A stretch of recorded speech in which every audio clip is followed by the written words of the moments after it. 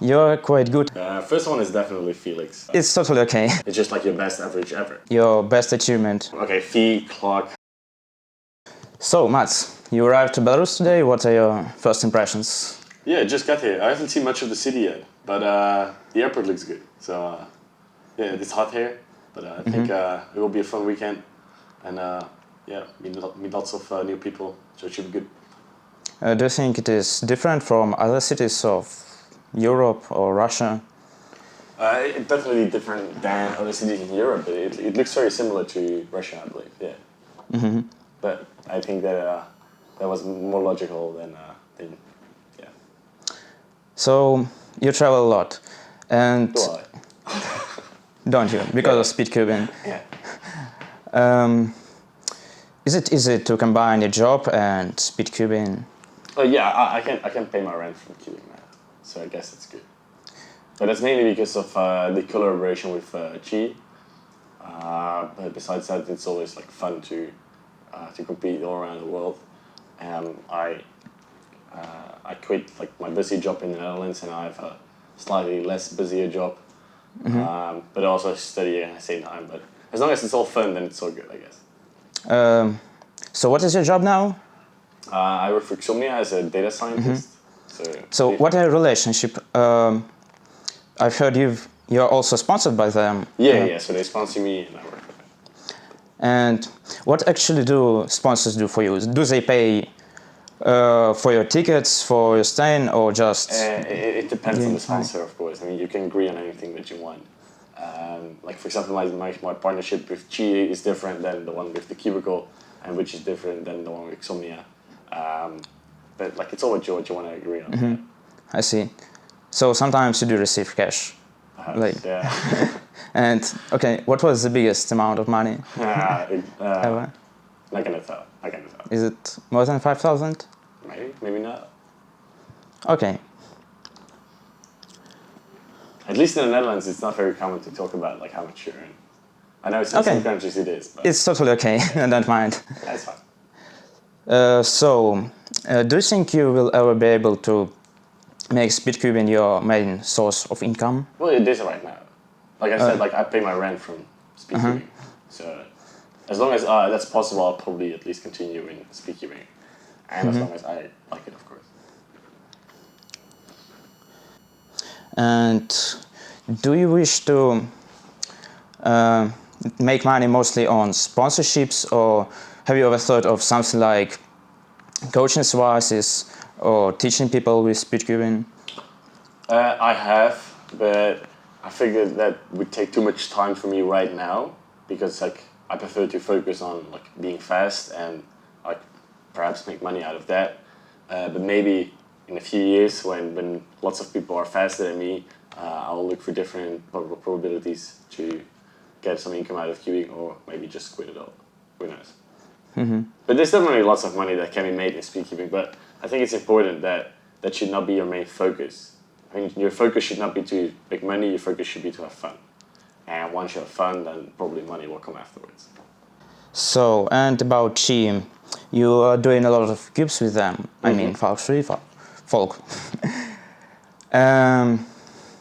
So how does it happen? I've heard they send something to you and you say it's good or not. So do they send physical puzzles or some?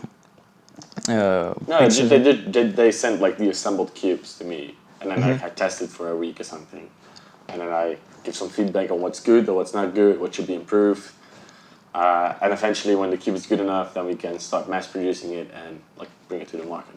And how to say like what can be improved?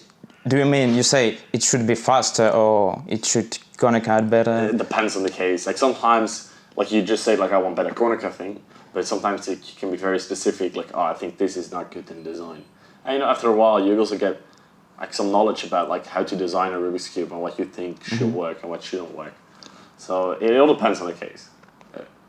So I've heard you were working on the Valk Elite. And it didn't come out yet. Not yet, but I'm using a prototype as my main cube, so I guess like it's good. We're working on it, but we got some troubles, like some difficulties recently, but it will come out soon. No worries. this year or Yeah, late? definitely. I think you know about Red Bull competitions, heard of something. Yeah. Why didn't you take part in any of them? Okay, so I wasn't sure if I wanted to join them or not because of everything that happened with Red Bull and Rubik's and like other companies. But furthermore, I wasn't able to like compete in any of those qualification events. Like I was always abroad. Like for example, when there was a qualification tournament in the Netherlands, but that weekend I was in Kazakhstan for a competition. So like I wasn't able to actually like qualify myself. So it was an easy decision to not compete there. I see. And overall, what do you think about it? Is it a good idea to bring something new in Speedcubing? Yes, it's a good idea to bring something new, definitely. Personally, I don't think I'm a big fan of the Red Bull competition. But there's several reasons for that. But I hope, but well, it's been like over a year since they announced the first one, that it serves as like a wake up call for the WCA that something needs to be changed, because like the last big change like there was at the WCA was like the addition of Cube, I think, which is in 2013, 2014. But ever since, like everything has kept the same, like some very small changes in the regulations, but that's it. So I think that they should really think about like new ways to like make like cube competitions like more exciting. And are there any things that personally you don't like in WCA system and rules? Yeah, yeah, of course there are some rules that I don't like, but or events.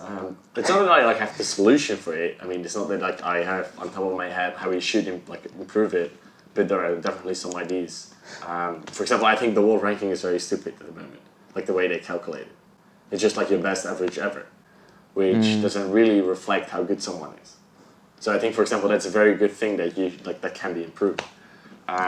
Furthermore, I think like there are a couple of events that like are not very relevant.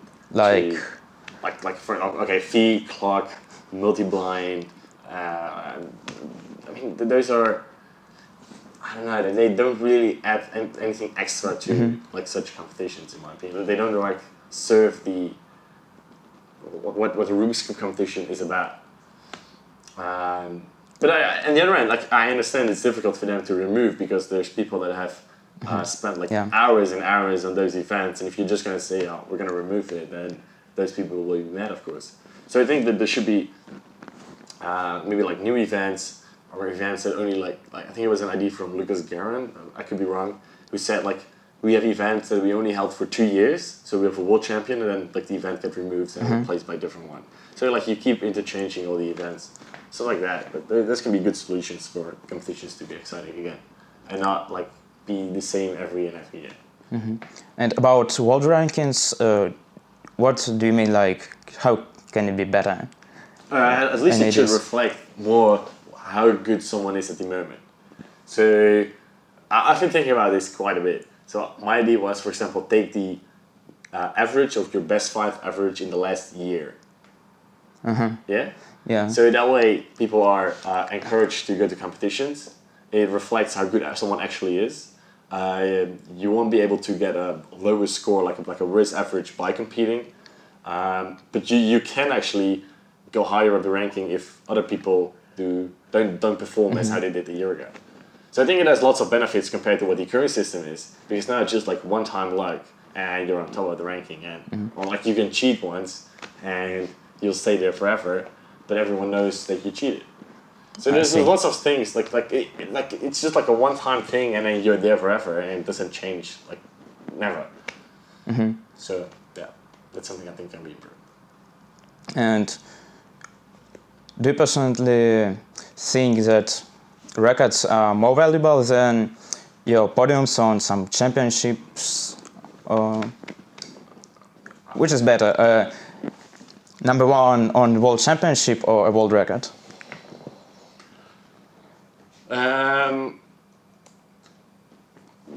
I think like I would personally be.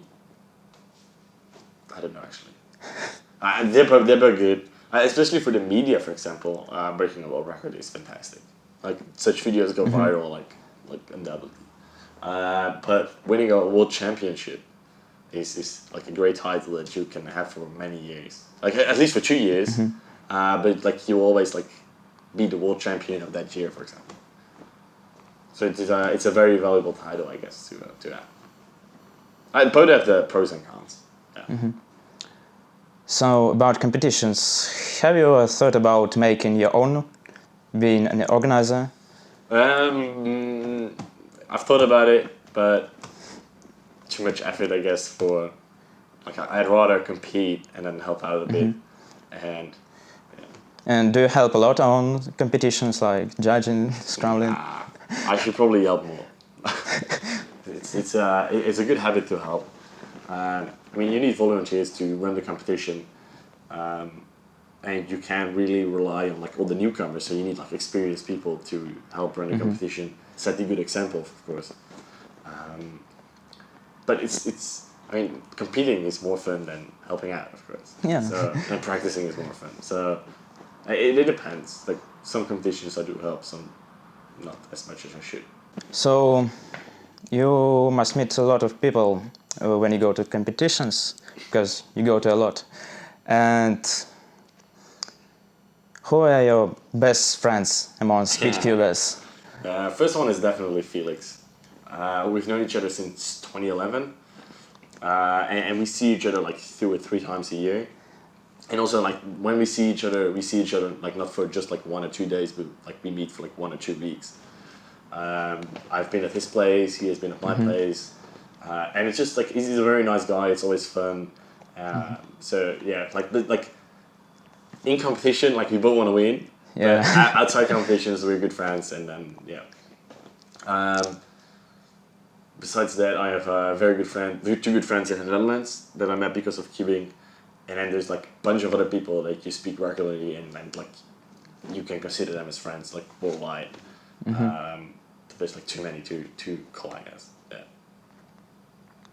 And do you communicate a lot with people you don't know who are kind of your friends or just like you? Not that much, I guess. Are you tired of attention, maybe, with them? No, but like if there's like at the moment, then like you can't reply to every message because there's like too many. Yeah, I see.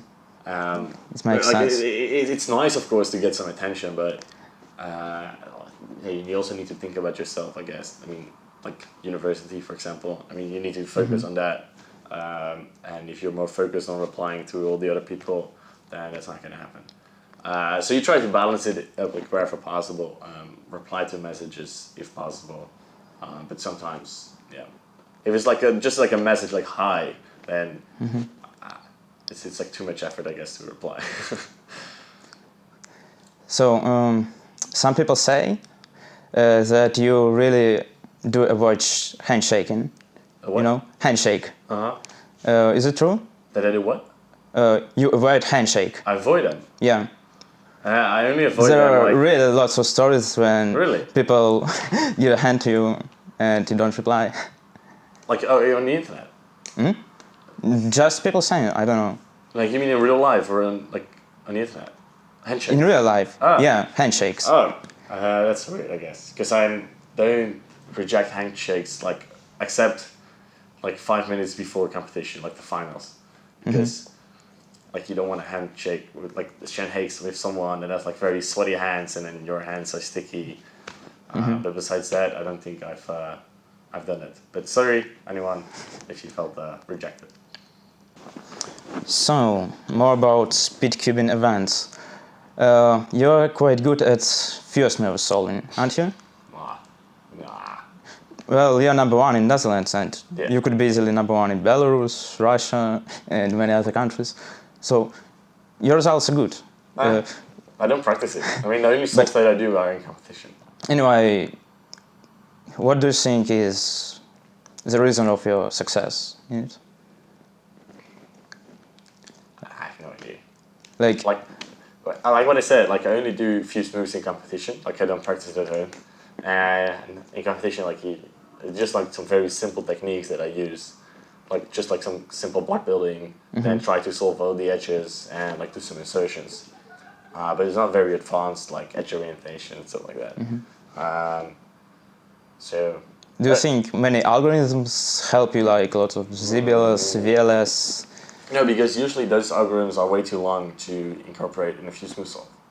If an algorithm is like 14 moves and like you want to get below 30, then you should not use those algorithms, unless like, well, so in general, I think it's just like, I don't know, look for some pieces that look nice and solve them. So it means everyone can do it. Yeah. But I mean, experience is good, of course, in fused moves. Like, know how pieces behave on a cube when you do certain moves. But like anyone can learn it. Yeah, definitely. I see. I think it's definitely one of the events where you need to be smart instead of like fast with your fingers, stuff like that. I mean, there's no really time pressure because you have an hour. And so you are in cubing for a very long time, and what do you think is your best achievement in cubing? There would be two actually. So the 474 world record was very nice, as well as becoming European champion in 2018. Especially since I came second at many other big competitions. Like I came second twice at Worlds, so second twice at Euros. So it was a big relief that I finally won like a competition that has some status. And I mean, it's a nice title to have, of course. The world record was also very nice. It was unexpected. I did not expect it all to get it. And like the week after, it was very hectic with lots of interviews, requests from other news media. But yeah, those two would be the biggest accomplishments. Yeah. And what are your goals for the future? Your main goals? Yeah, have fun. For a year, or have fun. just have fun? Yeah, that's as long as you have fun, then like results will come if you are capable of doing so. If you don't have fun, you're not going to progress as fast as if you would have fun. And like, what's the point of going to, for example, competitions when you don't like them, or like do cubing at all when you don't like it? And then it's not going to work. So the goal is to have fun, and whatever like comes from that, that's a nice bonus. I mean, that's how I've been doing it for 12 years already. So. Are you practicing a lot these days? Not as much as I should be. I should be practicing more. Any special events that you practice, or just maybe usual? 3x3, 4x4, and 5x5. Because just as usual, nothing special. Yeah. And do you still learn new algorithms? Occasionally, but like not new, like a new set of algorithms. I learned like GBL cases, like the U, T, and D cases. For those that like know the naming, 2 years ago, I guess. So those are all the cases where there's two corners misoriented. Yep. I've heard something. And that's like 216 algorithms already. So I learned those, and I think those are the most valuable ZBOLs cases there are. And like they're the easiest to recognize, the best algorithms there are for that. And I use them commonly in solves. But I'm not planning on learning like the other ZBL cases. So it's just more like whenever you accidentally like watch someone else solves and they do something special, like you learn from that. But besides that, I think I'm good for now. Or like I should be good for the next few years to like be on this level. I see. So, the last question: what is your advice for newcomers and new speedcubers? Yeah. Have fun. That's very important. That's the most important thing. Practice a lot, and like learn new algorithms until like you've come all the way to ZBLL, for example. Like at least learn full OLL, full PLL, cases like that. VLS, not very important. So like yeah, those two: practice, learn algorithms, and have fun. That's very important. And like if you do that, then you should be all fine. Okay.